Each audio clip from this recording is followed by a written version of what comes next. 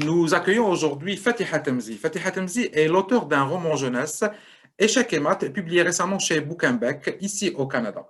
Bienvenue Fatiha Temzi à Radio-Canada International. Bonjour et merci pour l'invitation. Merci. Alors Fatiha Temzi, vous êtes enseignante de mathématiques au secondaire. Comment en êtes-vous venue au monde de la fiction et de l'écriture de romans? Donc en fait, moi j'ai toujours aimé écrire depuis toute petite. Bon, aimer écrire et lire évidemment depuis toute petite. Donc j'ai déjà écrit plusieurs pas romans, mais plusieurs textes et tout, mais que j'ai jamais publié. Okay. Mais là, je ressentais le besoin d'écrire quelque chose, de partager surtout quelque chose. Donc, l'idée d'écrire m'est venue à partir de deux raisons principales. Là, c'est les deux raisons. La première, c'est j'avais une volonté de partager les récentes études en éducation, notamment en neurosciences cognitives. Donc, ça, c'était ma première raison principale. Je voulais partager surtout avec des jeunes. Puis, je voulais rendre ça accessible. Tout ce qui est fait en neurosciences cognitives, tout ce qui concerne le cerveau, je voulais le rendre accessible aux jeunes à travers un récit. Je ne voulais pas d'un manuel. Okay. Ben, là, vous précédez ma question. Votre roman raconte l'histoire de Sophia, une adolescente de 15 ans qui est en échec scolaire, mais qui ne manque pas de répartie en le lisant. Alors, à la fin de votre roman, moi je l'ai lu, on sort avec beaucoup d'enseignements sur la gestion du temps, l'engagement, la mémoire, la répétition, tout ça. On a l'impression d'être en face d'un manuel de réussite personnelle. Mais vous avez choisi la voie du roman. Pourquoi? Oui, j'ai utilisé un récit parce que pour moi, l'apprentissage va mieux se faire à travers un récit, une histoire, à travers le jeu, à travers des enseignements et des expériences surtout, parce que la jeune Sophia, le personnage principal, vit des expériences. Donc, moi, je me voyais mal en tant qu'enseignante montrer un manuel, un guide. Un guide, c'est, comme ils disent les jeunes, c'est plate. Okay? Donc là, je voulais quelque chose de très pratico-pratique. Donc, j'ai opté pour le récit. Puis moi, j'adore les histoires, donc tout ce qui est contes et tout. Et puis voilà, j'ai jumelé les deux, l'utile à l'agréable. Alors, votre personnage, ou bien l'héroïne de l'histoire, Sophia, va rencontrer Tante Mage. Alors, elle va la rencontrer, elles vont vivre ensemble pendant quelques jours. Je vais pas dévoiler l'histoire. Euh, Est-ce que le rôle de Tante Mage peut être joué par le professeur dans la vie quotidienne? Parce qu'on peut imaginer que ce n'est pas tous les enfants qui vont avoir la chance de rencontrer une personne qui va les guider pendant comme un stage personnalisé. Est-ce que les Oui. professeurs peuvent jouer le rôle de Tante Mage quelque part? C'est une excellente question. J'aime beaucoup votre question parce que, en fait, un enseignant, on n'a pas la chance de faire ces enseignements-là en classe, surtout si on a un programme à respecter. Moi, j'enseigne les maths, je me vois mal sortir du cadre et puis aller faire des expériences de ce genre-là, aller en pleine nature. J'aimerais tellement faire ça, mais malheureusement, je ne peux pas faire. J'ai un programme à respecter. Donc, je voulais sortir un peu de ce cadre-là, puis aller dans tout ce qui est, voilà, dans un roman, puis une histoire, puis faire vivre des expériences par procuration à des jeunes. Votre roman, il est raconté à la première personne. C'est comme un journal quelque part. Oui. Et ça, on voit un peu le côté fille de l'histoire. Est-ce que c'est une histoire qui peut intéresser les garçons et les filles ou bien c'est une histoire exclusivement pour filles? Moi, honnêtement, j'aurais aimé avoir un plus large public là, pour le roman, mais en même temps, j'ai été aussi dans ma zone de confort. Je ne voulais pas sortir de cette zone-là pour un premier roman comme ça, tout à partager.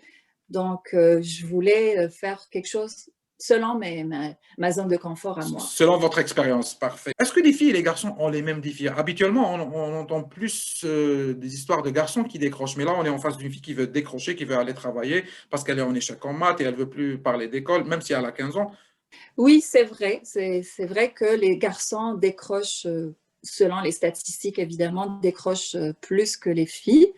Mais en même temps, c'est une histoire. Donc, je voulais aller explorer ce côté-là où je voulais, ça existe. Je ne peux pas dire que ça n'existe pas. Il y a des filles qui veulent décrocher. Il y a des... En fait, moi, ce n'était pas juste le décrochage. Moi, je voulais plus mettre, exagérer le personnage, dire que vraiment, parce qu'elle ne veut pas vraiment décrocher. On va dire que Elle était dans des sentiments contradictoires, oui. c'est C'est ça, vrai voilà. Donc, qu'elle cherchait que quelqu'un qui puisse l'aider pour sortir de ça. C'est tout à fait. Et elle le dit à un moment. Oui, oui. oui, c'est ça. C'est comme elle ne sait pas. Vous savez, l'adolescence, c'est complexe. C'est beaucoup. Il y a beaucoup de choses que le jeune peut vivre, de contradictions et tout. Donc, moi, j'ai choisi ce personnage-là. Bon, fille, gars, est-ce que c'est nécessaire? À un moment donné, moi, je me dis qu'il faut dépasser Cette distinction. cet aspect-là, oui. Et d'ailleurs, par rapport à l'adolescence, à un moment, la fille ou la maman de la fille lui a dit que l'adolescence, ça s'attrape. Oui, C'est comme une maladie. c'est ça, oui. Qu'est-ce que vous voulez Bon, dire par ça? c'est le langage très adolescent. Les ados utilisent beaucoup ce langage-là. Et puis, si vous avez remarqué, c'est un langage que j'ai utilisé et très accessible aux jeunes. Et puis, Oui. c'est leurs mots à eux que j'ai mis sur papier. C'est des mots que les jeunes utilisent. Donc, ils le voient de cette façon. Leur perception aussi de ce qui est l'adolescence ou les partages, ce qu'ils reçoivent comme parole aussi. Des fois, nous, les adultes, on parle, on dit des choses, mais eux, ils retiennent certains mots, certaines phrases. C'est ça qu'ils retiennent, c'est tout. Donc là, des fois, ils réutilisent ces mots-là. Exactement. Les enfants, mais les enfants actuellement vivent dans un monde où plein de notifications qui les entourent. Comment est-ce qu'on peut les amener à se concentrer? À un moment, vous dites que les enfants, on leur apprend, enfin, vous dites, puisque vous êtes l'auteur, vous dites que les enfants, on leur apprend tout à l'école, sauf l'écoute. Là, Oui. comment, comment on peut les ramener à se concentrer dans un monde qui est complètement géré par les notifications? Même nous, comme adultes, on souffre de ça. En fait, ça s'apprend déjà dès le jeune âge. Moi, pour les écrans, je trouve que c'est un fléau quand même qui fait mal à la société, surtout aux jeunes. Puis on leur met entre les mains quelque chose de gros quand même, un écran ou un cellulaire ou peu importe. Puis c'est très difficile, en tant qu'adulte, c'est difficile à gérer ça. Imaginez un jeune. Donc, moi, je me dis qu'il y a toujours des stratégies dans la vie. Okay? Donc, c'est sûr que si on conscientise le jeune, si on lui parle, il va à un moment donné trouver son équilibre.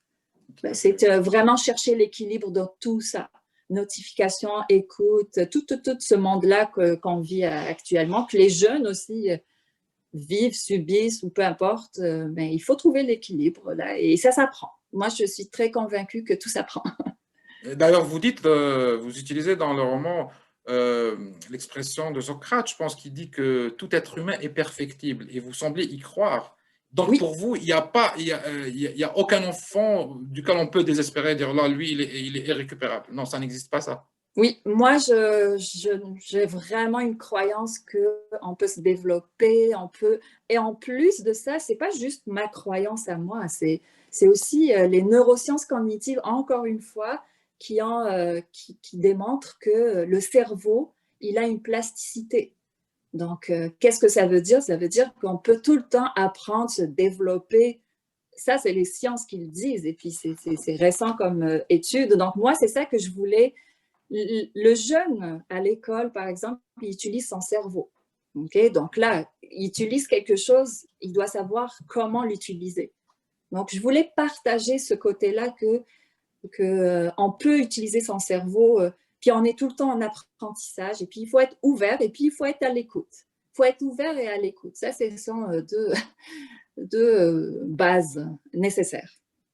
Parfait. Ben, écoutez, Parce que le cerveau c'est plastique, il est c'est malléable. plastique et ça et toujours, il est perfectible. Ben, écoutez, merci Oui, beaucoup, Fatiha Temzi. oui, Vous êtes l'auteur d'un roman jeunesse Échec et maths, publié récemment chez Bouquin Bec, ici au Canada. Merci beaucoup. merci à vous.